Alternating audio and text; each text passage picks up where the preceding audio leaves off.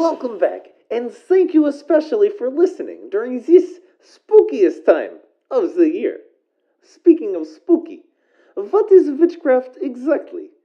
Do you immediately picture a wizened old woman living in the woods? The truth is that it flourishes just under the surface of all religions, because it is their source. No matter how grand we make our effigies to whatever god is the main focus of a place or time, there are always those people with personal relationships with an esoteric pantheon of deities. Men and women who walk at the edge of the world and peer over the hedge into another place. Sometimes, though, when you look into another place, it looks back. If you met me on the street, you would think that I'm like the last kind of person that would have any kind of history with this sort of stuff. I'm admittedly a square, but my grandma, the woman who raised me, she was the neighborhood wise woman. Now, I bet you think that sort of stuff doesn't exist outside of children's books, but I promise you, you know one. I mean, think about it. The older lady in your family who everyone goes to for advice, it doesn't always have to be a witch, but Granny was one. A witch, I mean. She wasn't what you'd expect, though. She wasn't some uptight and serious lady. When people asked her what she did exactly when she tied up conjure bags for them, she'd laugh and tell them just a little practical black magic. And Grandma would laugh and laugh. Not that she ever invoked harm on anyone. She always said evil came back to people who put it out. She had a few students, though, and this story is about one of them. I was about 9 years old when Tabitha came banging at the door late one Friday night. It wasn't dark or stormy. It was hot in the fifth floor walk-up apartment that Grandma and I were living in. She and I were positioning a couple of fans to try to cool things off when Grandma walked toward the door and opened it to reveal one of the neighborhood girls who came by often. Tabitha was soaked in sweat and babbling. Granny brought her over to the couch. "What in the hell did you try to do, child? I know you stole that book off my shelf." Tabitha choked out a bizarre story.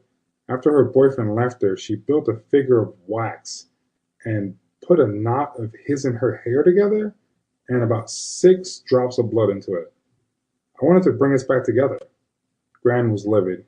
"You can't go playing with love spells or death spells. I warned you." She begged Gran for help. I knew in the end Gran would help her. She just wanted to scare her a little. They bickered back and forth, but my attention was drawn toward the hall. Strange footsteps were coming up the stairs.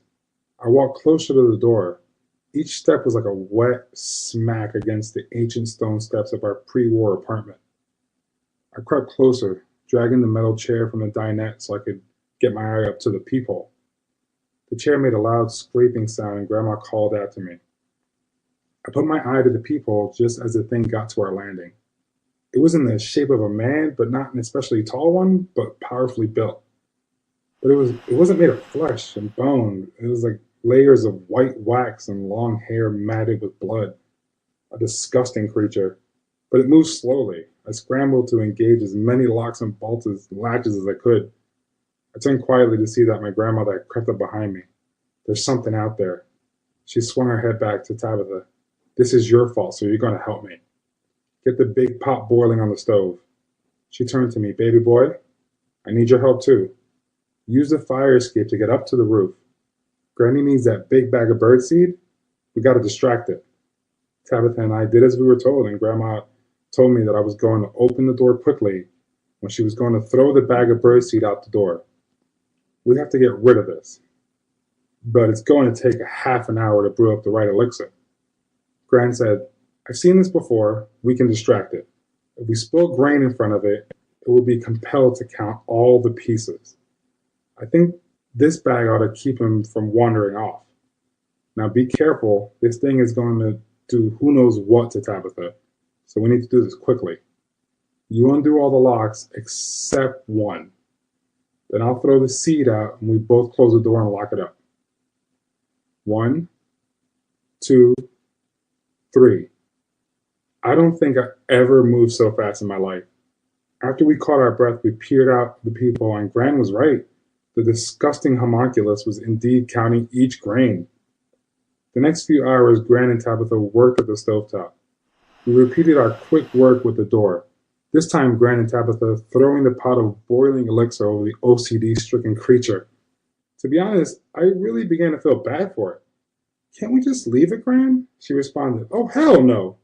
You can't keep a hawking homunculus in the hallway. It violates the lease. But it didn't ask to be born, I said. Gran told me that no one does. Later, when our neighbor came home to us cleaning up the mess of birdseed, Grandma claimed huge rats were to blame. And you know what? He didn't even bite an eyelash. Anyway, I guess I have more of these if anyone is interested. And remember, sometimes the most boring folks have the strangest stories. Not that I mind being boring. Hip to be square, am I right? Sorry.